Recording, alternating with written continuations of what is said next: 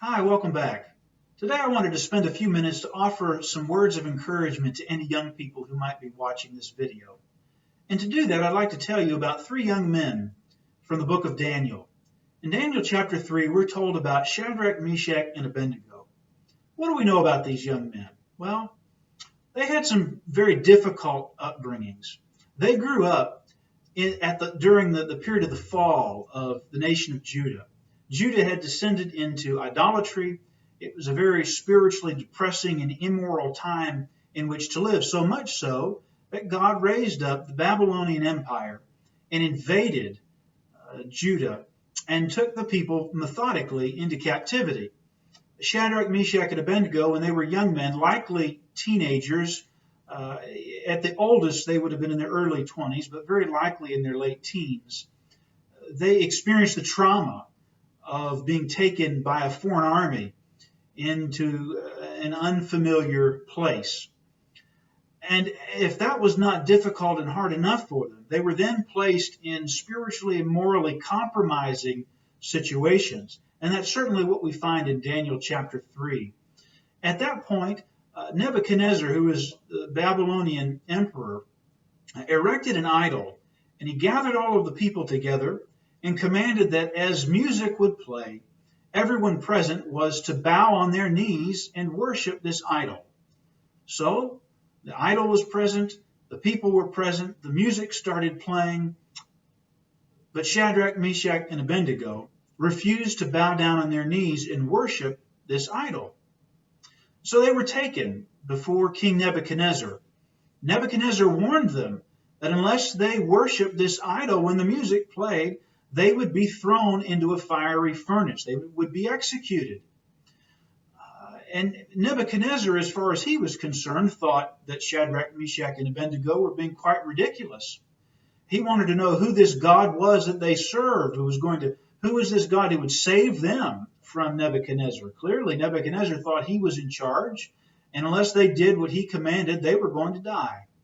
Notice what these three young men say to Nebuchadnezzar in Daniel chapter 3, in verses 17 and 18. They say, "If it be so, our God who we serve is able to deliver us from the burning fiery furnace, and he will deliver us out of thine hand, O king. But if not, be it known unto thee, O king, that we will not serve thy gods, nor worship the golden image which thou hast set up." That's quite a strong statement coming from these three young men in the face of a powerful king who holds their life in his hands.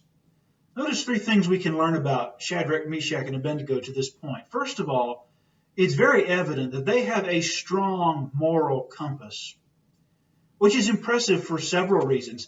One being the time in which they lived in Judah was not a good time spiritually. Yet, they know who God is. They know the difference between right and wrong. They have a strong moral compass. Secondly, they're willing to sacrifice for their convictions. Yes, they were willing to take a stand for them, but even more than that, they were willing to sacrifice for their convictions. Young people, you need to be warned that doing what is right rarely is rewarded in the world. And if we're going to do what's right, if we're going to take a stand for what's right, we must be willing to pay the price as a result. And that's what these three young men expressed to Nebuchadnezzar. They trust God to deliver them, but they say, even if he doesn't, we're going to be faithful.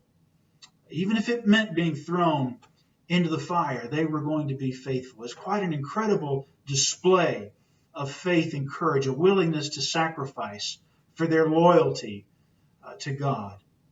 And thirdly, what we see demonstrated in these three young men is that they knew who their Creator was. They were not confused. They knew that this idol was nothing, and they weren't going to worship this idol. They were going to worship and be true and loyal to the Creator. Well, what happens? Well, as you may know, Nebuchadnezzar had them thrown into this fiery furnace. Yet God saw fit to send an angel into the fire with them to rescue them. We're told that not a hair on their head was even singed from this hot furnace. They're brought out of this furnace, and Nebuchadnezzar, rightly so, is overwhelmed by what he has just witnessed. It is unknown to us how many people Nebuchadnezzar had earlier thrown into this fiery furnace and executed at his command. Yet these three men were rescued by an angel of the Lord. In an overwhelmed state, what Nebuchadnezzar does is he has a decree issued in which he grants protections to the Jews to worship this God. No one in the land was allowed to speak evil against the God of Shadrach, Meshach, and Abednego. And if that wasn't enough, Nebuchadnezzar went so far as to say that there was no other God who was able to rescue like this. Nebuchadnezzar was beginning to learn some very important lessons about who the Creator was and his obligations to serve him. Nebuchadnezzar certainly was humbled at this point in his life by what he witnessed in God rescuing Shadrach, Meshach, and Abednego. The faith and courage and conviction of these three young men is impressive. And as young people, you can certainly learn from it. You too, if you are willing to be true to God, can take a stand and be willing to pay the price and to sacrifice for serving God and doing what is right. And in so doing, you will gain God's approval.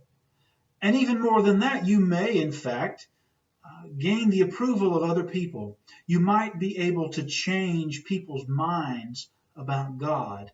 And that's very much what being a child of God is all about. We're supposed to be reflecting His image in the world. We're supposed to be showing people through our teaching, through our example, who their Creator is, in the hopes that they will be humble enough to join us in worshiping the true and living God.